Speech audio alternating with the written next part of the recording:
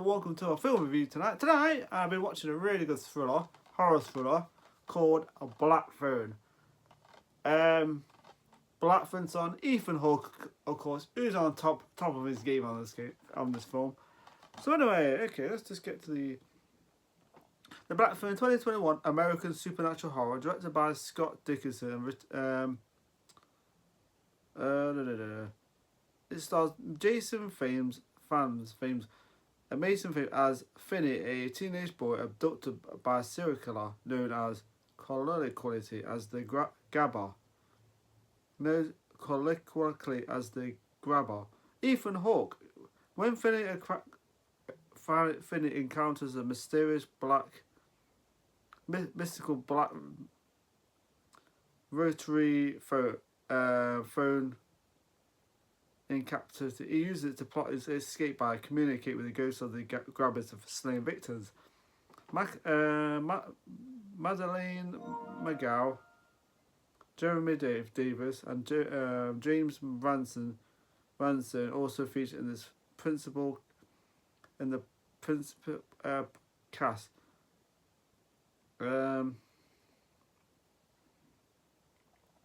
So it stars starring Jason Mason Fames, Melanie McGraw, Madeleine McGraw, Jeremy Davis, James Ransom, Ethan Hawke. Released in 2021, budget of 18 million, 18 million, then it makes box office of 161.4 million, so it did really well at boxes, and they've all done, of course, a very good film. Universal. In 1970, a local serial killer abducted a murderer known as the Grabber, prowls the streets of southern North Denver, Colorado. Finney Blake and his younger sister Gwen live in an area with their abusive, alcoholic father Terrence, whose wife died by suicide after a series of disturbing psychic dreams. Finney is frequently bullied and harassed at school, but his friends and classmate Robin fends off the bullies. Having inherited his mother's ability, Gwen dreams about Grabber's abduction of Bruce, a boy Finney knew about from a little league. The police detectives Wright and Miller interview Gwen at school, believing that she may know the Grabber. When Terrence learns about this question, he gives Gwen a beating. Soon after, the Grabber abducts first Robin and then Finney. So anyway, this is a film that this is a film I've not seen before. I heard good things about this film, and I can see why it's a really well done film. So when at the beginning of the film, you see these kids playing like baseball, and then you have a character called Finney, he's the main character in this. And of course, he's like throwing the ball like this, like they're playing baseball, and he almost gets him, and the other guy kind of says, "You almost had me, this kid." But then afterwards, he gets abducted by the Grabber, and of course, then he starts to grab other kids, and this other one who actually can kick ass. This kid who's wearing his bandana, and he actually can fight. He gets taken. He gets something bad happens to him, of course. Anyway, so they live with their father and his sister, and of course, their father's not the best person in the world. He's not the nicest person ever. he's not the worst person ever, but he's not the nicest person ever. And of course, you got a character called Ethan Hawke, who Ethan Hawke puts a really solid performance in this. He's creepy. He wears this creepy mask. And it's like, holy moly, this guy's creepy. And Ethan Hawke does a really good job. It's the same person who did Sinister. Yeah, it's a film called Sinister. He's really good on that too. It's a good film though. It's a really solid movie, and I really enjoyed it. The acting was good. The characters were actually really good. I like the guy, the kid's Finney's sister. She has these kind of powers because she has these dreams. She like talks to Jesus and stuff, of course. Then she wants to find out about where these kids, so she tries to find out. So anyway, Finney ends up getting bullied by these kids, and of course his friend actually protects him, and they chase him into the bathroom, and of course then he comes in and says, you mess about my friend, I'm gonna kick you. He literally is like threatening him. They're like scared of him. They're like, okay, we won't. But then what happens afterwards is he gets taken by the killer, and of course they start to bully him again. And I like the part where his sister actually protects him, and she's like gives good as she gets. And yeah, it doesn't really turn out that well, but between them, but the film's really well acted in. I like the characters in it. Anyway, so he ends up getting taken by this like grabber, and he gets taken to this like room, this building, this place, this house. But then he starts communicating with the dead, the people, the kids. And they start to give him like ways to escape, advice how to escape, and yeah, I like the way that worked. I think that was really well effective. So it turns out this guy actually lives with his brother, and his brother knows nothing about. It is right close by, and they know nothing about this these kidnapping, but he's been investigating. He's like doing his own investigation. It turns out his brother, spoilers of course, spoilers. There's gonna be spoilers in this. His brother turns out to be the one who's been taking these kids in his van. There's a part where he almost escapes, and then he almost, because he's like falling asleep like that, like, and then the person on the phone tells her you got to, he's like hot, he's like asleep now, and he almost escapes from the stuff. The grabber's almost falls asleep. Ethan Hawke's character, he's like falling asleep, of course, but he's like wearing this mask still. He's like, because he actually waits for him like with his belt to punish them if they escape. And of course, one of the characters, the kid characters, actually gives advice: don't go up there because he's going to punish her. But then one of the other one, I think it was a different kid, actually says, you're going to escape now. He's falling asleep. Of course, you got to remember a certain code. You got to remember there's like a lock on the door. And he's got to remember it. He's got to do it in a certain order. He ends up escaping, but Ethan Hawke goes after him, and he catches him again and threatens him. Anyway, so he ends up getting captured, of course. And yeah, so anyway, so his sister tries to communicate with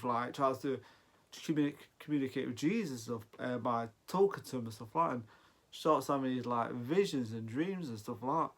And then she ends up finding where they're kept, but it's not the right house. Well, it is the right house, but it turns out this grabber's got two houses, and one his brother, and he's like, no, he's got two houses where he does a certain thing to them and takes their bodies to another house. And it's really well done. The acting in this was really well done. The finale was good. I did enjoy the finale. I thought that was really well done, where he uses his friend's strength to overcome his overcome everything, so to escape. And he's a bit kind of negative about himself. He says he thinks he's weak and stuff, but then his friends say like, you're a lot stronger than you think you are. And I think the way they give that, I do think that's really well done, where certain characters are like, giving advice to escape. And yeah, the characters, like I said, are really good. The acting's good. And there's a part of the film where the father's like beating his daughter because she's like telling the cops about these dreams, and he's kind of like, to stop it. But there's a part of the film where he actually listens to her, and he actually goes out and tries to find the house. And I like the last part where, like I said, there's going to be spoilers in this. I like the last part where his brother figures out that his brother's been taken, it turns out to be the grabber, and of course he ends up killing his brother, the grabber, and Ethan Hawke's character ends up killing his brother, and he starts blaming the kid, and I'm thinking to myself, come on. And the kid's like set herself a trap by actually creating a hole in the ground and just covering over, and I like that part. That scene was good actually. Anyway, so I like that part where he ends up killing him. I like that part where he puts the phone cord around his, ends up killing him with the phone. I thought that was pretty cool. Where he starts punching him like that. Whack. No, he puts like mud, he puts like dirt in the phone. Like it's like mud. Starts to like use it as a weapon. He says like, and his friend's giving him like training him how to use it as a weapon. I think that's fun. I did like that. I like his friend in it. It's a pretty cool character. I liked his character, especially when he does that kick. He beats that guy up and he starts beating he starts doing that, and then that's what kind of happens in this movie. He uses, it's like his friend's strength runs for him after. So I thought that was pretty cool. The last part was really well done actually, where they all turn up at the house, the police and everyone, and they find the bodies. That scene, the last part was good. His father, the father turns up and he's asking them to forgive him and stuff. I think that was really well done. This film was really well acted actually, really well. It's a good story. It has some creepy moments in it. Ethan Hawke was creepy in it. I really liked his performance. So yeah, I really liked this film. I really liked it. I couldn't think of anything I disliked about it. Okay, so the pros and cons. Okay, the pros are the acting was really good. The storyline was good. The characters were good. Really well acted the film was. The music was good. Some of the music was good. I liked the music. And the fact the film was set in 1978, the same year as Halloween, of course. Trying to think. Ethan Hawke, really good villain, and it's really good actually. It's creepy mask in it. He has certain different masks where he has one that covers his whole face, like devil mask, and it covers. And then one part, there's one way it covers his mouth, and then you can see his face, see his top of his head. It's like, yeah, it's pretty sinister. This guy he's really good. I did like his performance in this. I can't remember the last time he played a villain actually. He's always playing. He usually plays the good guys in these film thrillers and stuff. But in this horror films, whatever. But in this, he plays it really well. So yeah, Ethan Hawke is really good in this. I liked it. So that's another pros. So yeah, I'm trying to think. Okay, the ending part was good. Really good ending too. So I like the ending too. So then the ending was good. So music, ending, acting, characters, Ethan Hawke. Trying to think. The atmosphere, the way the music kind of like,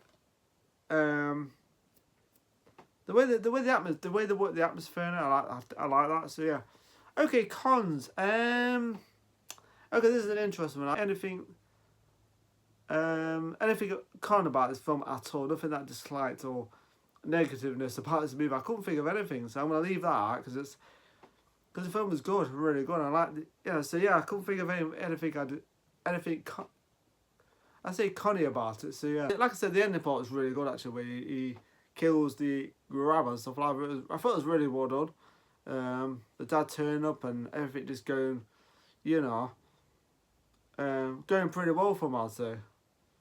And the kid's showing a lot of strength too. He's actually a friend. He actually gave him. He's like the friend I had before. He was protecting him against the bullies. Actually gave him quite a lot of encouragement. Gave him a lot of encouragement and stuff like that to how to fight back and stuff like that. And that was really well done too. So yeah, good film, really good film by the way. So yeah, so the rating I'm gonna give this film is a 4.5 out of 5, because I really liked it. And I thought it was a really well done thriller, horror thriller. And like I say, Ethan Hawke is great, and the kid who plays Finner is really good. And yeah, so like I say, 4.5 out of 5 for Blackphone, really good film.